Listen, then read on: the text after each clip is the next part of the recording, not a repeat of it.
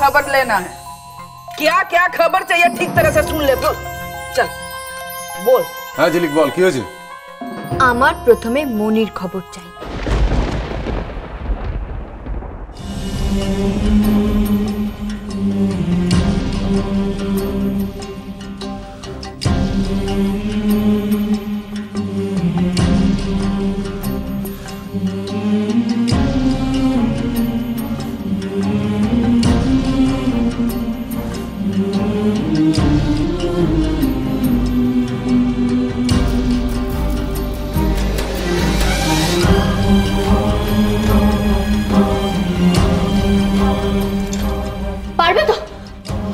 আমাকে সব খবরগুলো দিতে পারবে? কেন পারবে না? এই শহরে কোন তিজোরিতে কত কত টাকা আছে সব কিছু ও জানে। আর এই সামান্য খবরটা এনে দিতে পারবে না কারে বললো? কার সিন্ধুকে কত টাকা আছে সেটা দেখাও যায়, গোনাও যায়, কিন্তু কার মনে কতটা ভালোবাসা আছে সেটা দেখাও যায় না আর মাপাও যায় না। হীরা আব্বা, যে চুরি করতে পারে সে যে আর সবকিছু করতে পারবে তার তো কোনো মানে নেই।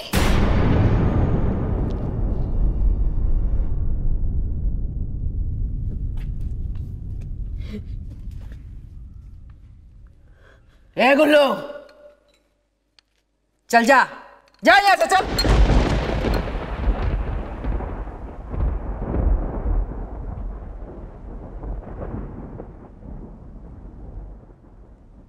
কথাটা তুই আমাকে শোনালি না।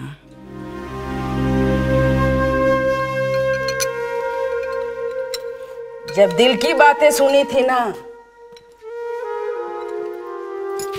सब খারাপ কাম করা ছেড়ে দিয়েছিলাম তোর কথা শুনে। তখন আমি জেলে চলে গিয়েছিলাম। জেলে গিয়ে পুলিশ আমাকে শুধু মেরেছিল, শুধু পিটেছিল, बहुत लात मेरेছিল, बहुत लात। तब दिल की बात सुन। फिर जब मैंने बाहर आया था वही खराब काम किए थे तो वही पुलिस मेरे सामने हाथ फैलाया वो भिखारी की तरह। तू আমাকে জিজ্ঞেস করছিস যে গুল্লু ছোটে লালের সঙ্গে ভিড়ে কেন আমি আবার এই খারাপ কাম কাজ করছি, কেন করছি? तेरे लिए, बस सिर्फ तेरे लिए। वही पुलिस तुझको मुझसे अलग किया था झिलिक, एक बिटिया को माँ से अलग किया था वही पुलिस। सोचा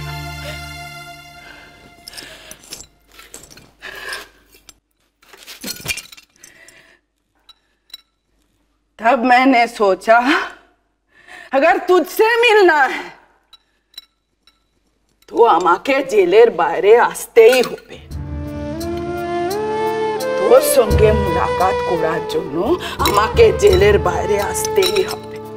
सिर्फ इसीलिए हम बाहर आया था। बोल क्या बुरा काम किया मैंने, बोल। তুইও তো মনের কোনো খবর রাখিস না ঝিলিক, মনের খবর।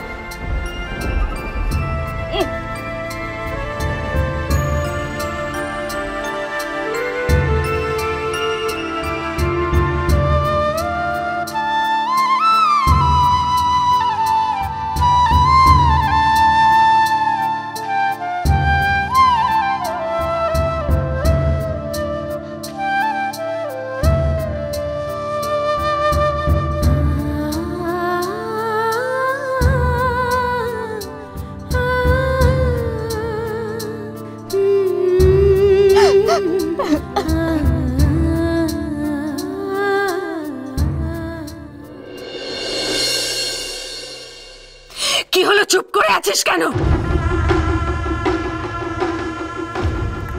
বল, ঝিলিককে যদি আমি এ বাড়িতে নিয়ে আসি কি করবি? হ্যাঁ, আমাকেও তাড়িয়ে দিবি তাই তো?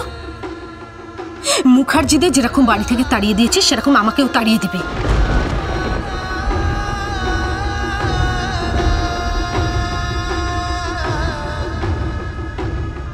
তুমি জানলে কি করে? রিন্টু, আমি তোর মা। তুই কি করে ভাবলি যে তুই আমাকে একটা জিনিস জানাসনি বলে আমি সেটা জানতে পারবো না? আমার চোখটা অন্ধ হয়ে গেছে, চোখটা নষ্ট হয়ে গেছে, বুদ্ধিটা নয়। ঝিলিককে তুই জালিয়াত বলেছিস না? তুই বলেছিস না ঝিলিক আমাকে ঠকাচ্ছে? আমাকে তুই ঠকাচ্ছিস। এনিওয়ে, তুমি কাউকে না জানিয়ে বাড়ি থেকে বেরিয়ে গিয়ে ঠিক করনি। তুমিও মুখার্জিদের বাড়ি থেকে বের করে দিয়ে ঠিক কাজ করনি। কার পারমিশনে তুমি এই কাজটা করেছো? কার পারমিশনে? পারমিশন? এই ব্যাপারে তো কারোর পারমিশন নেওয়ার আমার দরকার নেই। কেন পারমিশন নেওয়ার দরকার নেই? কেন তুমি কি করে ভেবে নিলে যে কারোর পারমিশন নেওয়ার দরকার নেই? মা, আমি তোমার ছেলে। রিন্টু, এই কথাটা আমি না আর শুনতে চাই না।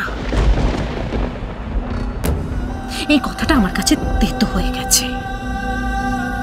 ওরা ওই বাড়িতে থাকবে এই সিদ্ধান্তটা নেওয়ার মালিক একমাত্র আমি, তুমি না। না, আমি তোমার টাকা পয়সা এইভাবে নয়ছয় হতে দেব না মা। এই কথা আমি আগেও বলেছি, আবার এখন বললাম। রিন্টু, তুমি এক কাজ করো, তুমি এখান থেকে ফিরে যাও।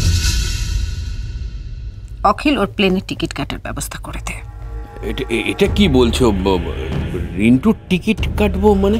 তোরা আমার কথা শুনবি না রিন্টুর কথা শুনবি সেটা ভেবে নে। দিদি, দিদি বলছিলাম কি, মানে এখন তো মানে মাথা গরম আছে, মানে একটু পরে মাথা ঠান্ডা হলে তারপরে না ভেবে চিন্তে।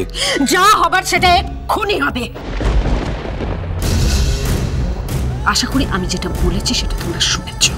দিদি, এতদিন তুমি রিন্টু আসছে না বলে দিনরাত কেঁদেছ, এখন তুমি আজকে রিন্টু এসেছে বলে আমায় কাঁদতে হচ্ছে। আজ ওর জন্য ঝিলিক কষ্ট পাচ্ছে, আমার মেয়েটা কষ্ট পাচ্ছে। তুই ফিরে যা এখান থেকে, ফিরে যা। আমি ভেবেছিলাম আমার ছেলে ফিরে এসে আমার চোখের জল মোছাবে, সেটা হয়নি, সেটা তুই করিসনি। ফিরে যা এখান থেকে। যে এতদিন আমার চোখের জল মোছাচ্ছে তাকে তুই হেনস্থা করছিস।